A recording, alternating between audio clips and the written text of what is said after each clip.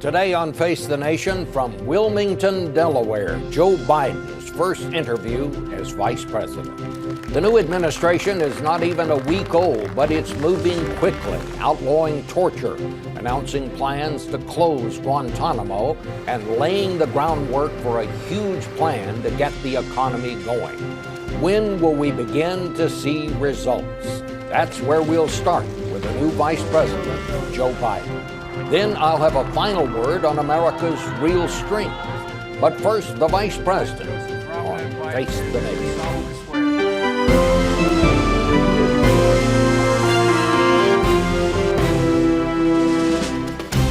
Face the Nation with CBS News Chief Washington Correspondent Bob Schieffer. And now from Wilmington, Delaware, Bob Schieffer. And good morning again from Joe Biden's hometown, Wilmington, Delaware. Mr. Vice President, this is your first appearance on Face the Nation as Vice President. It's my first appearance as Vice President. We looked it up. This is your 53rd appearance on Face the Nation in 36 years in the Senate. It's no surprise that you set up quite a record as commuting back and forth from Washington to Wilmington every night when you were in the Senate. I'm told that the roll call figured it up, the Capitol Hill newspaper, 7,400 round trips. Something like that, Bob. In what, 36 years? In 36 years, about in the Senate. 200. So it's no surprise, I guess, that even though you now have an official residence in Washington, here you are taking your first weekend as Vice President here in your hometown. Well, my mom still lives here, and it's a short hop, and I told her I'd get home as much as I can't convince her to move to Washington, so she lives in the same place that where my home is, and so, you know, if I can get home here to see her, it's good. Well, that's great. Mr. Vice President, let's start with your new job here. You are following what I would say is the single most powerful vice president in the history of this country, and certainly one of the most controversial. He basically became the deputy president. He made policy, he shaped and developed policy. Sometimes in the days after 9/11, he actually gave orders in the chain of command. There's some argument as to whether the vice president really is in the chain of command. Be that as it may, what is your concept of the vice presidency? Do you see it in the same way that Dick Cheney did? I don't see myself as the deputy president. I see myself as the president's confidant. Hopefully I can help shape policy with him. Hopefully I'm one of those people. Hopefully I'm the last person in the room with every important decision he makes. Thus far, that's how it's worked. The agreement he and I have is that I would be available for every single major decision that he makes in the room. I'd have all the paper, all the material, all the meetings. And again, not for me to make decisions, for me to give the best advice that I can give. Bob, when the president was generous enough to ask me to join him as vice president on the ticket, I asked him that, I said, I don't want to be on the ticket, Mr. President, unless, at that time, Senator Barack Obama, I said, Barack, I don't want to be on the ticket unless you're hiring me on for my judgment. If you trust my judgment, if you think my judgment is value added and I can be involved in all this, then I'd be honored to be with you.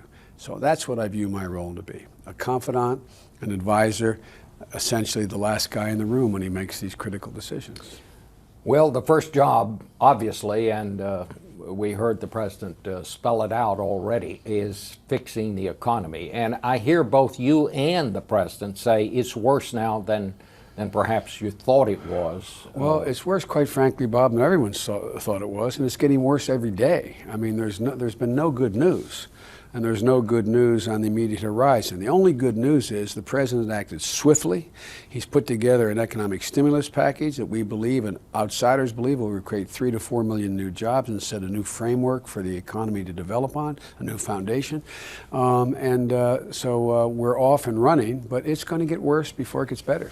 There's already opposition from the Republicans. They say they want to help, they recognize the problem, but they say there's too much spending and not enough in the way of tax cuts. Well, aren't you going to have to give them a little something to get the kind of bipartisan support you really want? Well, we've already have a lot of bipartisan support. For example, on the Senate side, which is now the bill is going through the Senate side, a significant portion of what's in the bill already from the outset was placed there by Republicans. I, for one, personally was on the phone with 6 Republican senators, key Republicans, asking what they need, what they want, and we compromised ahead of time in terms of what we put in the bill, number one. Number two, I think you're going to see a product that comes out of the Senate that is one that is truly bipartisan. I think we'll get a significant bipartisan support out of the Senate. And I think at the end of the day, after the Senate, to use Senate jargon, the House and the Senate go to conference and reconcile the differences, which will be very rapidly, I think you'll see a fairly strong vote across the board out of 535 members for this stimulus package. Mr. Boehner, the Republican leader over in the House, he wants lower tax rates for the 2 lowest tax brackets rather than the $500 tax credits that your plan calls for. He wants more tax breaks for small businesses. Those sound like things that Democrats could be for. Well, they are, but here's the deal, Bob. What we're trying to do is get money out the door as rapidly as you can. Let me give you an example. There was a debate about eliminating taxes on unemployment insurance. Well, that's a good idea, except guess what? You don't get the benefits of that for a year from now. So what we did was increase unemployment benefits. So the same effect, quicker way to get the money out the door. Why? You've got to begin to stimulate economic growth. That's how we're going to create jobs. So there are differences we have about how best to do that. But if you notice, roughly 40% of this entire package is tax cuts. That's not what the Democrats wanted. And 60% of it is spending. Economic stimulus, that's not what the Republicans wanted. But we've come a pretty long way already. So there will be, I'm sure, more compromise. But I think everyone is seized, Bob. Look, I've been there for 8 presidents. I don't ever recall, as a senator, a senior senator, being called down in the very beginning, even before the president's elected, to a serious meeting as to how to proceed. And then the first thing we did, the second day in office, the President of the United States called down the congressional leadership and said, folks, how's it going? What else do you need? Where are we? And so there is a genuine effort here. And I think everyone in both parties is seized with the notion we must act quickly. This has to happen before we go off on the President's Day recess. Speaker Pelosi said this morning on ABC that there may be even more money that needs to be funneled to the banks, more than has been included in the $700 billion that is already going to the banks. Do you agree with that? Well, look, Bob, here's where we are. Through the leadership of President-elect Obama, now President Obama, and with a little bit of help from me, we were able to convince the members of the House and Senate who were really bitten very badly by the first $350 billion spent. Mm-hmm. They did not think it was spent well, Democrats and Republicans. There was a real reluctance to release the second $350 billion. And we had to we were happy to make personal commitments that any major expenditure out of that $350 billion, which has been authorized now, would actually be looked at personally by the president and by me to get certain senators to vote for it, to release that $350. It's important that it be transparent. It's important that there be accountability, and it's important that everyone know exactly what the money's being spent on. But does that mean you might agree that maybe more will be necessary? No, all I know is we cannot do anything, in my view, realistically more, absent demonstrating to the American public that we can husband their money and have much more responsibility and accountability for this $350 billion we've now been given the authority to, quote, spend on our financial institutions. That's the first order of business. Now, Monday, one of the most talented men, I think most people would agree, in the last 20 years, Mr. Geithner, I believe, will be voted out of, he's been voted out of the committee on a bipartisan vote. I think he'll get a strong bipartisan vote in the Senate, Secretary of Treasury. He will then report back to the President and me as to whether or not he thinks that $350 is enough. But the first things first, we've got to spend more rationally, reasonably, and transparently to move the financial institutions to loosen up credit. And it's about credit for people. They have to be able to purchase their cars. They have to be able to send their kids back to school. They need some mortgage abatement. And so that's what we're focusing on in this $350, this next $350, and we'll go from there. All right, I'm going to take a break here. When we come back, we may talk about this some more, but we also want to talk about closing Guantanamo, your recent trip to Pakistan, that recent attack across the Pakistani border by apparently an American drone. When we come back in a minute. Thank you. I, Joseph Robinette Biden Jr., do solemnly swear that I will support and defend the Constitution of the United States. Back with Vice President Joe Biden. Mr. Vice President, there was great symbolism last week when the new president said he intends to close Guantanamo. But when you get past the symbolism, there's some really bad people down there, and the question is, what are we going to do with them? We saw this, people from all parts of the country representing in the Senate and the House, senators and representatives from across the country. They said, look, here's the problem. You bring these people back to U.S. prisons, and then if you decide you don't have the evidence to hold them, a judge decides to let them go.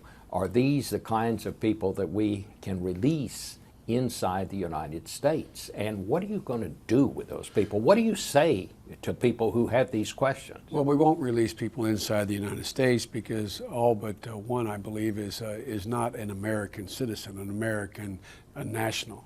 What I say to those people is, we got to give us some time. It's going to, the reason we've been as prudent as we have about, definitely it's closing, period. They're either going to be moved and tried in American courts, tried in military courts, or they're going to be sent back to their countries of origin. Some of these countries say they don't want them. Well, that's true. That's where we're literally, Bob, and I'm getting briefed in this as the president is, we're going one prisoner at a time. We're trying to figure out exactly what we've inherited here. The one thing we do know, Bob, is that the maintenance of Guantanamo, its symbol, and the consequences of the symbolism around the world, it has grown terrorist organizations, not diminished terrorist organizations. So the question is, there's no question it has to be closed, and we don't think it's inconsistent to deal with our national security and our Constitution. We don't think they're inconsistent. That's why we have the White House counsel. Mr. Craig is now going through this meticulously, deciding what we're going to do with each and every prisoner. But you can assure people here this morning that these people are not going to be, some of them will not be released into the United States if a judge orders them freed? If they are not a U.S. citizen, or if they are not here legally, then even if they were released by a federal judge, they would not be able to stay here in the United States. They would be sent back to their country of origin. They would not stay here. Even if the countries say we don't want them. Well, that's true, but because they have no legal status to stay here. I don't anticipate that happening. What I anticipate happening is that those people where we're in a situation where it is either the evidence is in question or it's going to be hard to make a case, we will most likely be rendering them back to their countries of origin or another country. And for example, there are countries have already agreed that they would allow for there to be prison facilities in their country for enemy combatants that in fact were captured on the battlefield. Do you think you can get this done in a year? I think so. I think so. It's going to be hard. There's nothing easy about this, Bob. I don't want to mislead the American public at all. You've characterized it correctly. There's some really difficult decisions to be made here, and the way in which Guantanamo was opened and operated initially raises additional issues as to how we are able to deal in American courts and in military courts under the Uniform Code, military code, with some of these prisoners. It's very complicated. Let's talk a bit about your trip. You're just back from Pakistan, Afghanistan, Iraq. Last week, an American drone apparently attacked an al-Qaeda force, what they thought was an al-Qaeda force, in the territorial part of Pakistan, a cross-border operation. It's my understanding that the previous president, gave our U.S. forces and the CIA permission to go across that border to go after al-Qaeda if it became necessary on the ground. Does President Obama, will he continue that policy? Well, Bob, as you know, I can't speak to any particular attack. I can't speak to any particular action. It's not appropriate for me to do that. But I can say that the President of the United States said during his campaign and in the debates that if there was an actionable target of a high-level al-Qaeda personnel, that he would not hesitate to use action to deal with that. But here's the good news. The good news is that in my last trip, and I've been to Pakistan many times, in that region many times, there's a great deal more cooperation going on now between the Pakistan military in an area called the Fatah, the federally administered territory, Waziristan, North Waziristan, all that area we hear about that is really sort of ungovernable. Not sort of, it's been ungovernable for the Pakistani government. That's where the bad guys are hiding. That's where the al-Qaeda folks are, and some other malcontents. And so what we're doing is we're in the process of working with the Pakistanis to help train up their counterinsurgency capability, their military, and we're getting new agreements with them about how to deal with cross-border movements of these folks. So we're making progress. Would you notify them before any of these cross-border movements? Because, as you well know, there's a fear that there would be leaks on something like that, and there might be a temptation not to. Exactly what is our policy on that? I always try to be completely candid with you, but I can't respond to that question. I'm not going to respond to that question. You're not going to respond to that question. One thing you did say, you said in Afghanistan that things are going to get tougher before they get better. That's true. What do you mean by that?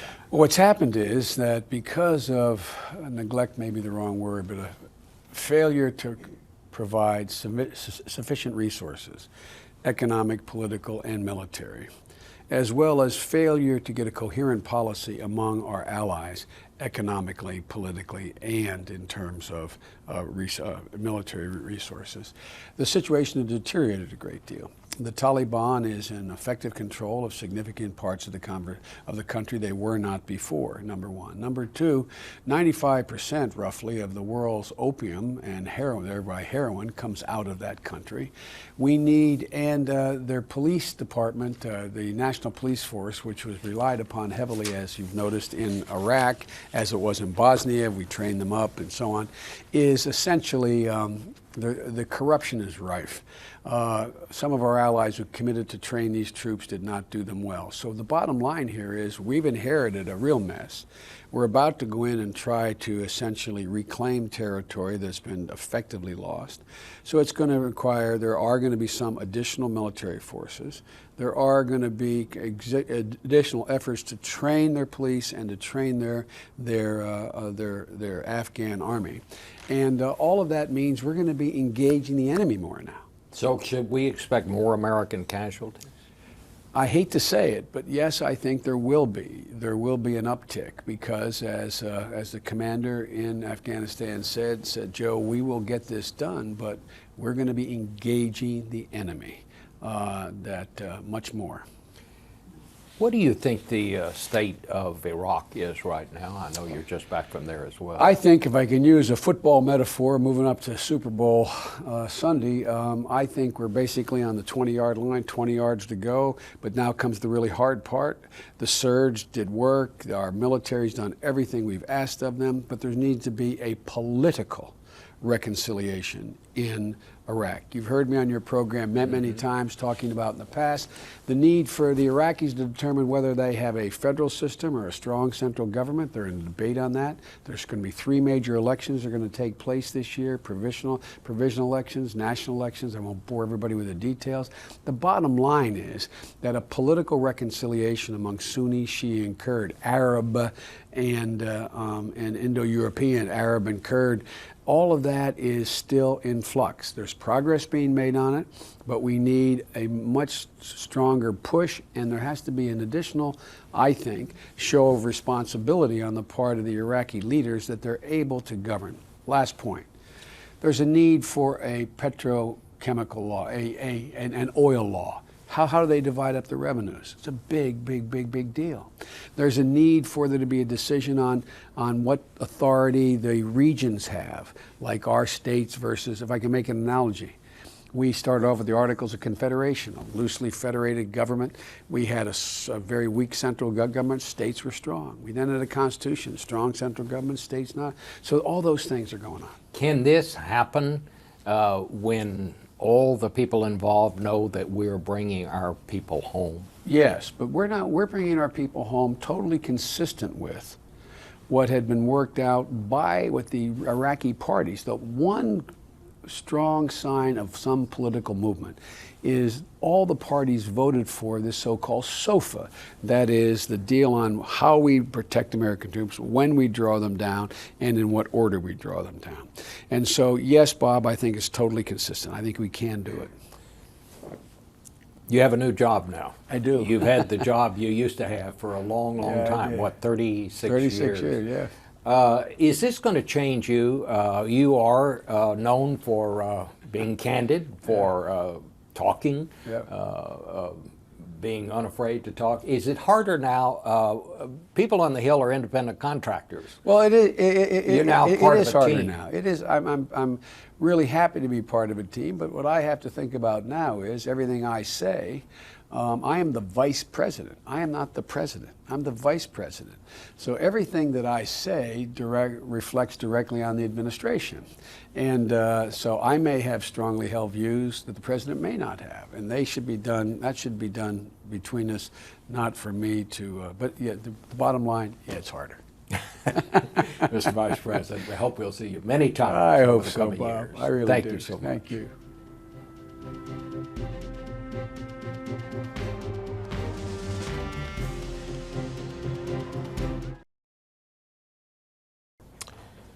Finally today, it is an example I have cited many times over the years that Hubert Humphrey once said the 1964 Civil Rights Act was America's single most effective foreign policy initiative. It had nothing to do with foreign policy, but it told the world who we were and what we stood for, and that our system was about fairness and equal treatment, and that it worked.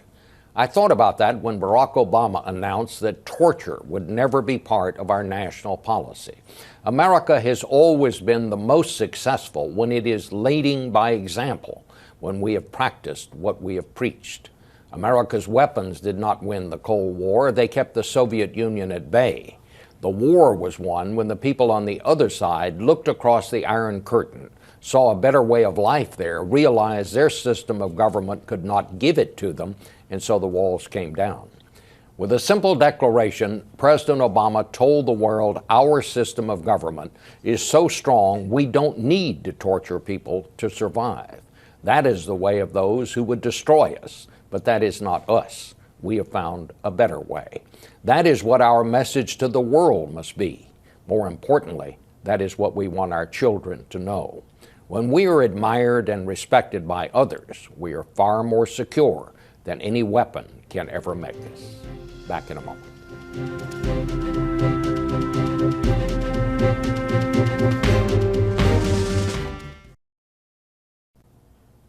And that's our broadcast. Thanks for watching. We'll be back in Washington next Sunday on Face the Nation.